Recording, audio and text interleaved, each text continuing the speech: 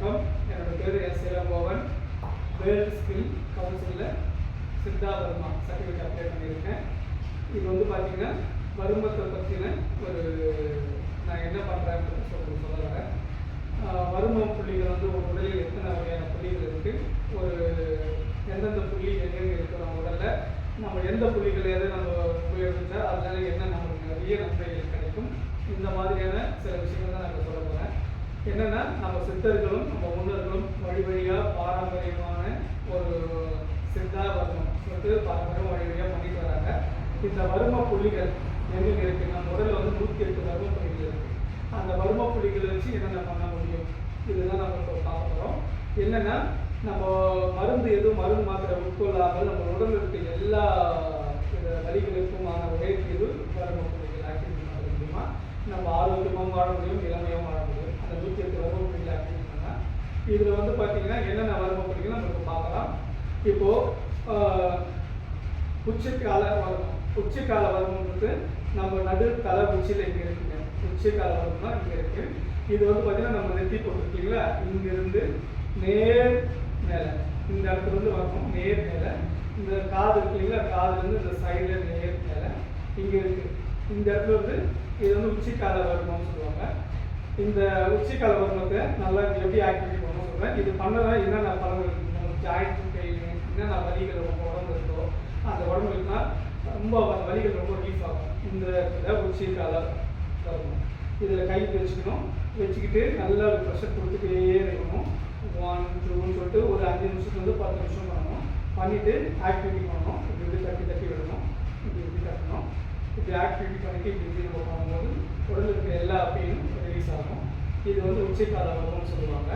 இது வந்து பார்த்திங்கன்னா நம்ம பண்ணிக்க முடியுமா இது அப்படின்னா, சில பேருக்கு வந்து பார்த்தீங்கன்னா ஜாஸ்தி ப்ரெஷர் கொடுத்துருவாங்க. இது வந்து கரெக்டான ப்ரெஷரில் பண்ணும்போது தான் நம்ம வர்மம் வந்து தூண்டுதலாகும். அந்த வர்ம புள்ளிகள் தூண்டுதலாகும்னா நம்ம முறையான வர்ம பயிற்சி ஆசான்கிட்ட போயிட்டு நம்ம கற்றுக்கிட்டு அவங்ககிட்ட போயிட்டு பயிற்சி எடுத்துட்டு நம்ம செய்யலாம். அப்படி இல்லையா நம்ம போய் அந்த மாதிரி தெரபிஸ்ட் கிட்ட போயிட்டு நம்ம ட்ரீட்மெண்ட் எடுத்துக்கலாம். அதுதான் உச்சிக்கால வர்மம். இந்த இடத்துல வச்சு இப்படி ப்ரெஷர் பண்ணணும். ப்ரெஷர் பண்ணிவிட்டு இப்படி தட்டி விடணும், தட்டி விட்டு பண்ணணும். இந்த மாதிரி பண்ணினா எல்லாமே கொஞ்சம் வலி ரிலீஃப் ஆகும். ரொம்ப நன்மை நடக்கும். அடுத்தது பார்த்தீங்கன்னா அடுத்த வர்மம் என்ன வர்மம் சொல்கிறேன். திலத்தல வர்மம். திலத்தல வர்மம்ன்றது புருவ மத்தியில் இருக்குது. ஓகேங்களா, திலத்தல வர்மம் புருவ மத்தியில் இருக்குது.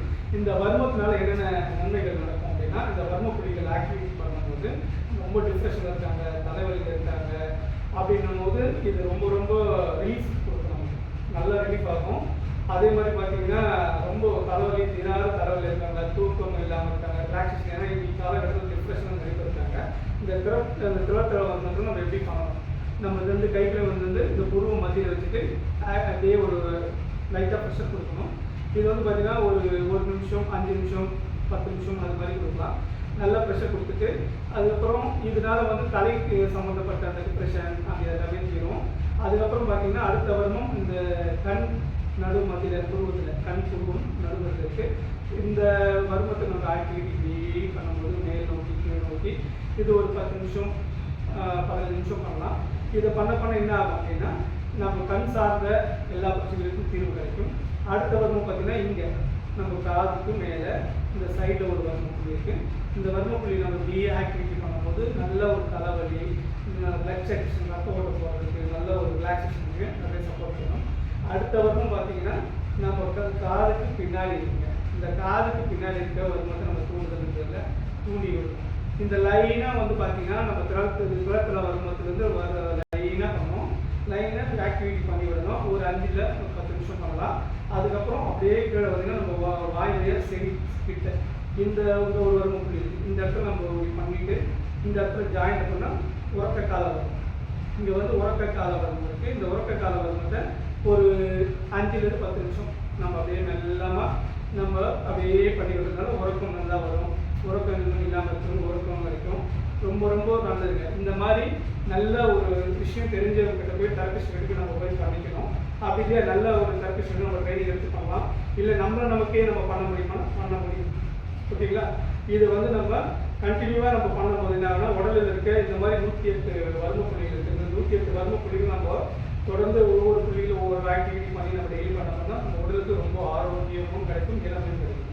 அந்த வர்ம புள்ளிகளில் செலவற்றதான் நான் இப்போ சொல்லியிருக்கேன். 108 வர்ம புள்ளிகளை கண்டினியூவாக நம்ம ஒவ்வொன்றும் பார்க்க ஆரம்பிக்கலாம். ஓகேங்களா?